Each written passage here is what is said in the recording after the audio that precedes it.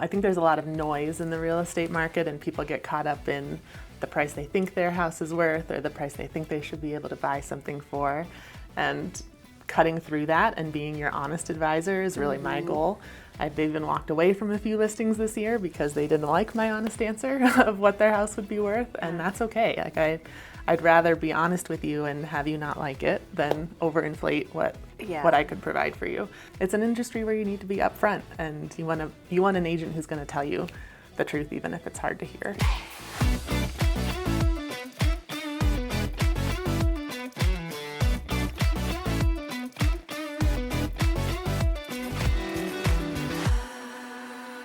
What if buying a home wasn't just about keys and contracts, but about creating lifestyle, building wealth, and living your biggest dreams? Hello and welcome to Talking with Terry. I am your host, Terry Cardula. In today's Business Spotlight, where we celebrate bold entrepreneurs who are transforming lives, my guest is redefining what it means to navigate the real estate journey.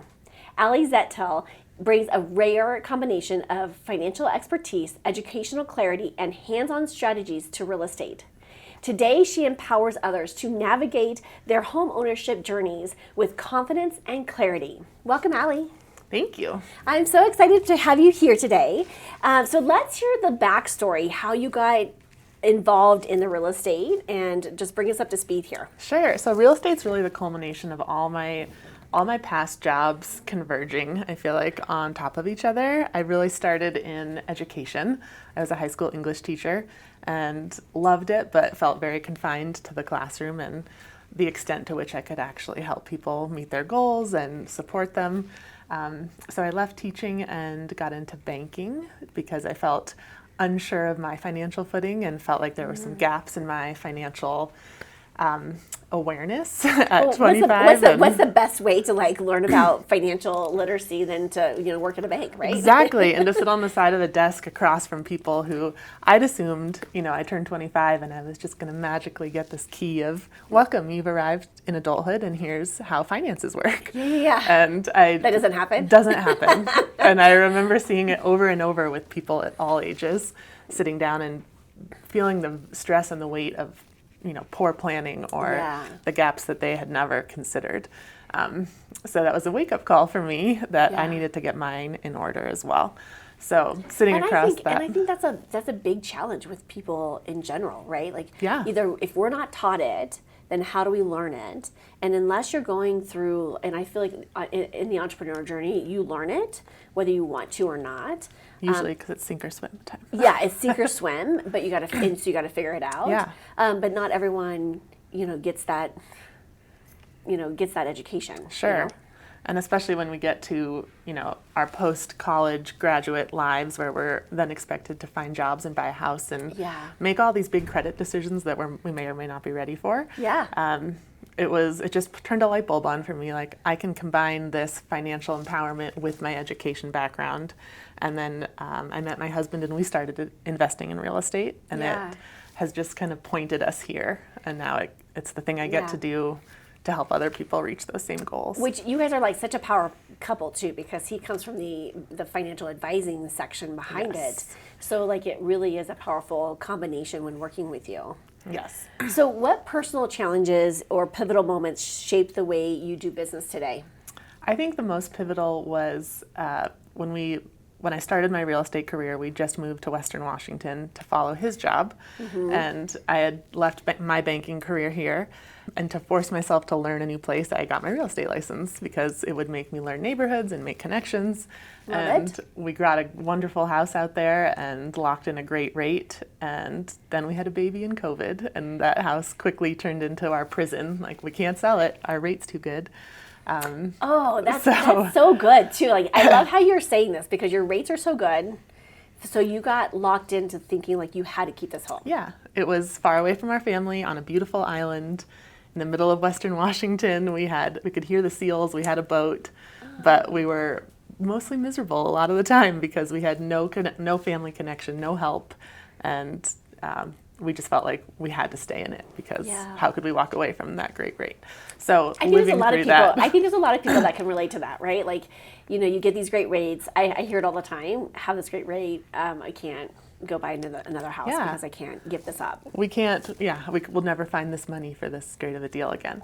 So living through that and then releasing that and, getting all the equity we could out of it and moving on to what then is our dream house here has been so transformational for us. Just, it's okay. You can walk away from the thing that Yeah. gave you great memories Yeah. and it'll still be okay.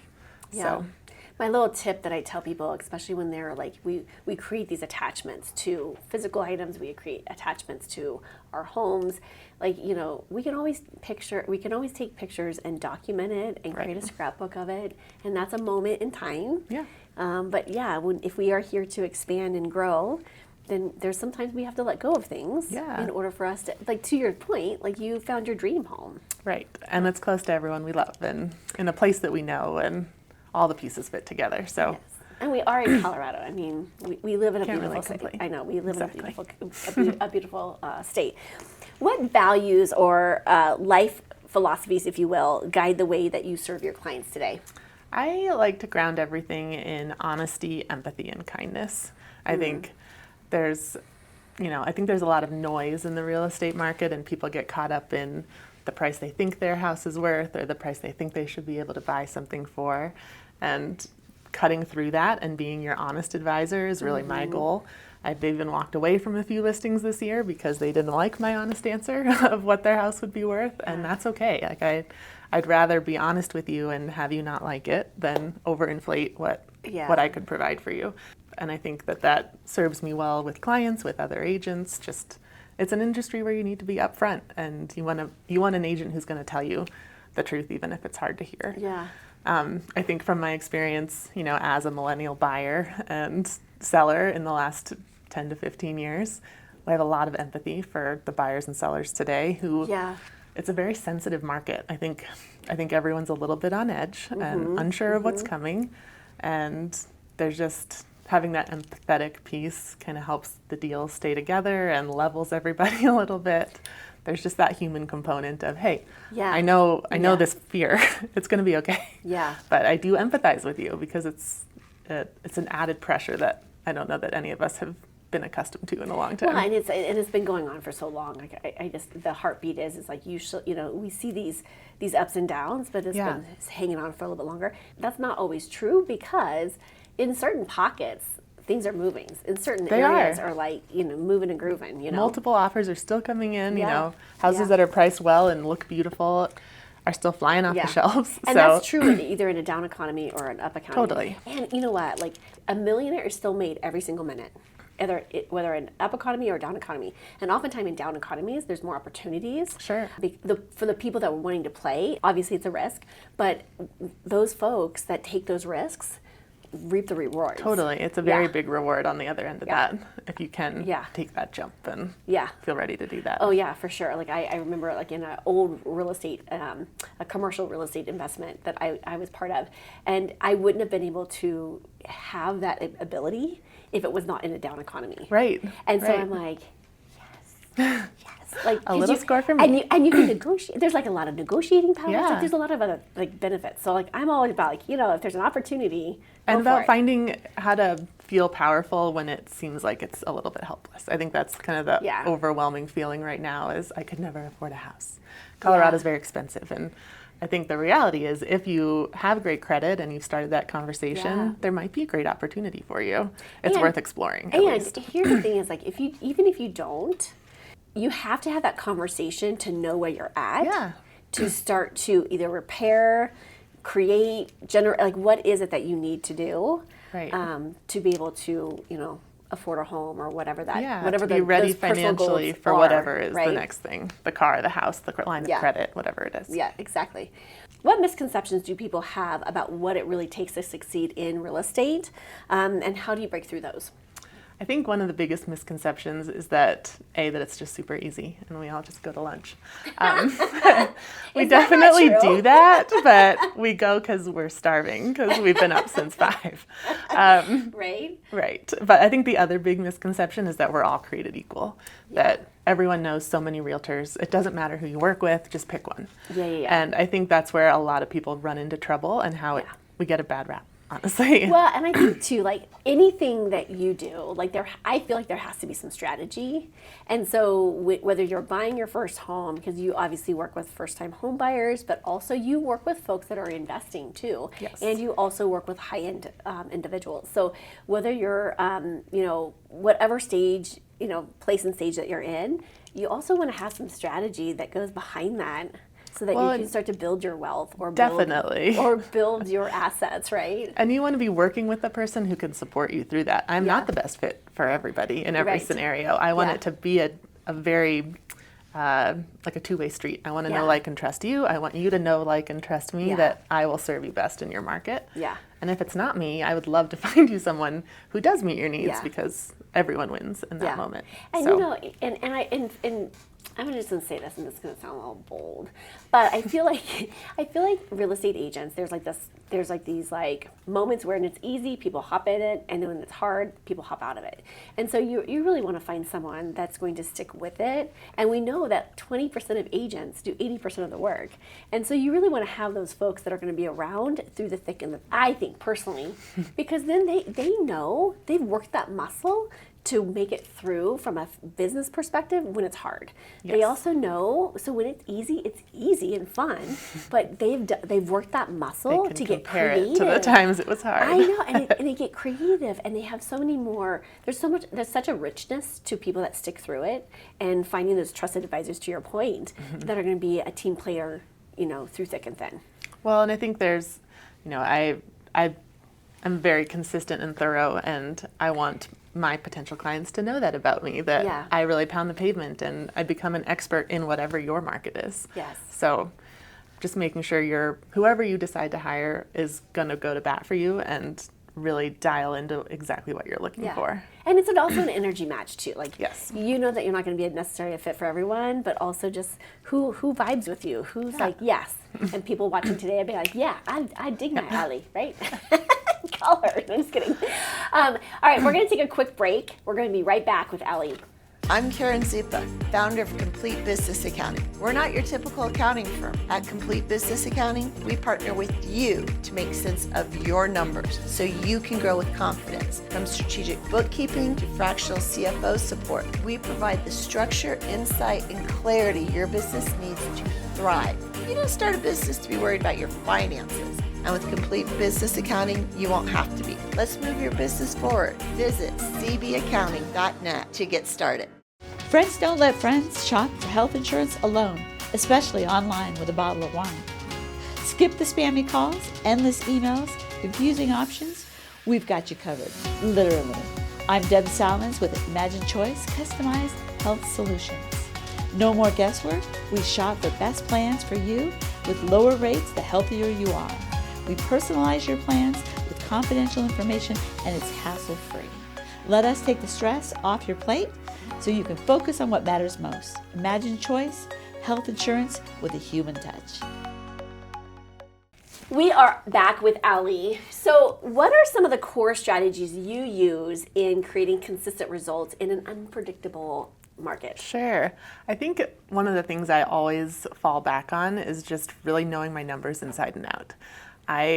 We can't control a lot of things in our market, but we can control, if we're listing your home, for example, how beautiful it looks, how good it smells, and how it stacks up to its competition, because really that's all that matters right now. Right. We haven't seen this inventory in so many years. Buyers have never had this much choice. They're out there comparing you to every other house on the market, so we want you to be the best. Perfect.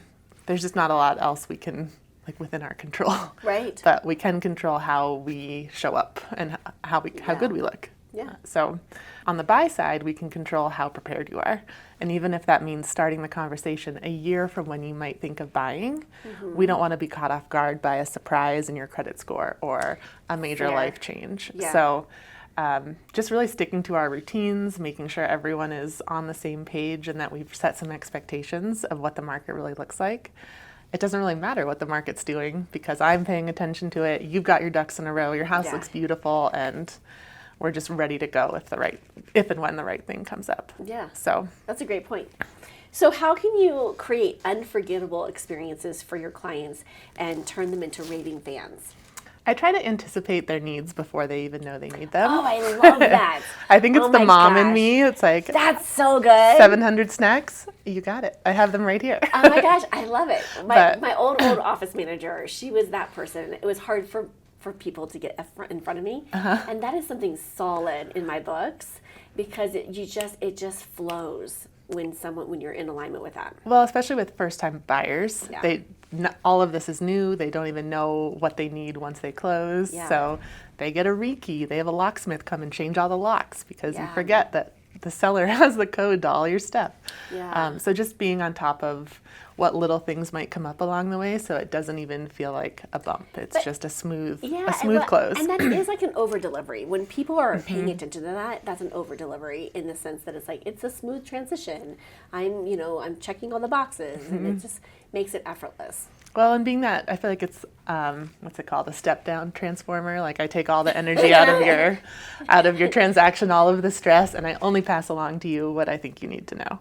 And right now, there's so much emotionally charged parts of this market that whatever I can do to make the process feel effortless for you is my job. I will take on the stress and deal with that for you and make sure that we get to closing as pleasantly as possible. I love it. So you're like a stress bucket. Like Exactly. You can just dump your Exactly. stress and Yes. I'll take it off your shoulders. I love it. Yes. What's one powerful mindset shift you made that completely changed your results? I have stopped connecting all of my worth and celebrations to the end goal. I think it's very easy to stop celebrating along the way. And we'll celebrate every win. We will get through inspection. We will get through all of the hurdles between here and closing. But we might not close on this house. And I think if we tie all our happiness to this one moment, we get lost. And it becomes very sad and depressing after a while if it doesn't happen. And just for me personally and professionally, as a mom with milestones and kids and stress, just celebrating wins as they come and not tying everything to this end result. Do you encourage do you engage your clients with that process too? Yes. So especially with my early buyers, first-time buyers, just reminding them how cool it is to get through certain hurdles in the process. Some days nothing happens. Some days we get really great news. Some days we have to walk away. Yeah. And we celebrate that too. If we discovered that your wall is full of water, we're going to celebrate that we didn't buy this house. Yeah. We're going to celebrate that we now have the freedom to go find something else and the space to do that. I got the best home buyer nightmare. I don't know what they bought, but it was like they moved in, and the very first day that they moved in, there was water damage inside. Something like a water pipe broke, and then they move in the day one. They move in, and their ceiling of their master bathroom and bedroom was on the kitchen floor. Oh no. They basically had to redo the entire inside, Before the basement, they could even move in.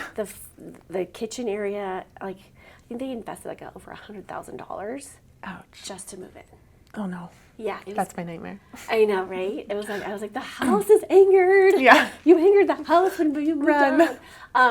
But you're right. Those little things that, when you think about the mold or whatever, it's because some people are so desperate of getting into that house, and they get so attached to the outcome of it that they're like, I'll do anything. I'll sacrifice anything. I'll sacrifice the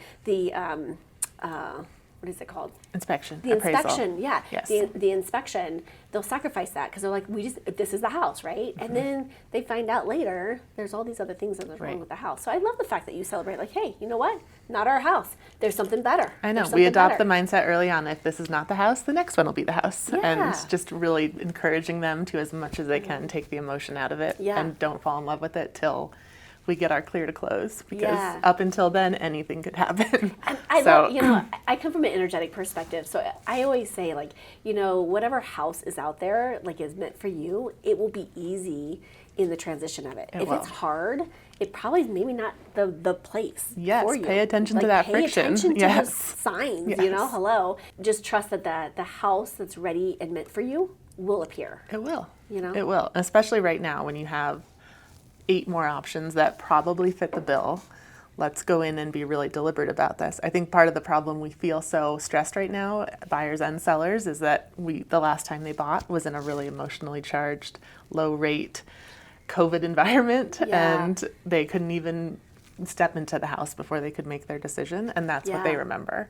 So it is not like that anymore. We do need to be prepared, but you Yeah. have some time to breathe, and Yeah. you have some time to feel empowered and clear in your choice, and you're not so Yeah. rushed to waive all of the Yeah. inspections that will be problematic later. Yeah. So I know when we bought our last house, which was probably almost 10 years ago, and the market was like, there was 17 offers on our house. Wow. And there was several that went over like 50,000, and during that time, 50,000 was a lot. Yeah. Over asking, and we only went like, I think, 5,000 over asking. And there was crazy, and I was like, and I kind of just blessed and released it, because I was like, they're not going to take our offer when they can have 50,000. Like, hello. So we just kind of walked away from it. And mentally, we had walked away from it. And then our real estate agent called and said, "Hey, they're going with you." I'm like, "Really? Huh?" We just bought a house. Like, it's your energy. They I like was your like, energy. I was like, "Oh my gosh, well, fantastic! This is fantastic news." But I also had to like again, like I just like, okay, I just gotta release from the attachment to it. Yeah. And then it just showed up, and I was like, "Oh, perfect." It's That's a me. transaction until it's your house. Yeah, And exactly. Once it's your house, then you can get very excited. I know, exactly. And then I'm like, Until then. oh my gosh, it was so exciting. Yeah. What do you believe are the most overlooked skills that separate the 1% in real estate from everyone else? I think the thing that I see the most, that works most effectively, is consistency. I'm consistent in how I reach out to my clients, stay in front of my sphere, check in on my people, and just the habits that I do every day. Building that in, because the ebb and flow of sales is just hard to predict. So again, the things I can control, I will try to control, and being consistent in diving into the numbers, touring neighborhoods, holding open houses open. I want to make sure I've seen every house in your price point, talk to all those agents, and just really building that base of knowledge consistently is really what I think makes the best agents stand out, because they know those off the top of their head. And I think the communication piece is the other side of that piece of that puzzle, of just getting in front of and talking to people constantly about their lives, and very little about real estate, honestly. I want to know about your kid who just graduated, or your mom who you just moved into assisted living, and I want to hear about your life. And real estate is always going to run tandem to that, but it's not the only thing we talk about. It's about staying connected and caring for people and helping them cross bridges when they get to them. But you won't know if they're about to cross them if you're not connected. So you're on this path with them, right? Not just from the transaction. You're on their path. You're invested in their stories, their memories, all of that. We had this one moment together where we closed a deal. But then the rest of that, we get to live our lives parallel to each other, which is why I think I love it so much. That's a beautiful way of looking at it. I love it. Like, we'll cross paths again, maybe in a real estate sense, or maybe not. But it's fun to kind of help them and watch them meet their milestones and take their journey. So if you could give your younger self one piece of advice about business or life, what would it be? Oh man, I wish I could go back to myself as a ski instructor. I left teaching because they got rid of all the first year teachers, and pursued my other lifelong dream of being a ski bum, and made it exactly 1 year and burned through all my cash. So I would skate up to her on my skis. It is that ski bum is true. It happened. It was back. It's in the past. But I would go grab her hands and pat them firmly, because she's wearing big gloves. And I would say, you need to start investing more money and saving earlier, and you need to start making your money work harder for you today, because you're already behind. And I think that's the lesson I wish I had known then, when I had no responsibilities except, getting on the mountain every day. Yeah, So, I think it's a hard lesson for us in general in our culture because it hasn't been necessarily. I think other countries do a better job of instilling those principles and those concepts early on versus necessarily. I guess it depends on how we grew up, but yeah, just going back and kind of restarting that financial journey as soon as I started making money, I think would have made a really big difference. There was a lot of flailing around. So if you got young kids, take this as a life lesson number 482. Let's start instilling those principles. Connect with the financial partner, advisor. Yeah. I stay in my lane now because I'm on the real estate side, but I have wonderful, trusted financial partners in my circle that we just, we create a team, and our clients know that they've got their finances situation covered, and we can figure out how real estate fits into that portfolio. But they're planning for their 1-year-old, their 10-year-old, their college student. And it's never too early to start that conversation and really, start making your money work harder for you as soon as you can. We'll just set you up for whatever the goal is. Maybe it's not home ownership, but your investments will be running in the background while you're pursuing XYZ. Oh my goodness, Aly, this has been absolutely fantastic. Thank you for being here. Of course. Where can people connect with you? You can reach me on my website, alysellscolorado.com. It's ALYSELLS Colorado.com. And at Aly Sells Colorado on Instagram is where I am the most. Thank you so much, Aly, for bringing just your insight and your wisdom into real estate and the knowledge that you have. And what a powerful reminder that buying and selling is not just about keys and contracts. It's about dreams, family, and the next chapter of your life. If today's conversation helped you see your own real estate journey in a new light, please share it in the comments and let us know by sharing this out to someone that may need to move from stress and uncertainty into freedom and possibility. And remember, be bold, be brave, be fearless, be the magic of you. Thank you for joining us on this episode, and be sure to check out the Entrepreneurial Girlfriend Hour exclusively at Talking with Terry TV. Thank you for joining me today. Don't forget to like and subscribe. Make sure you hit that notification bell to find out about my upcoming shows. Thank you for tuning in today, and I'll see you next time.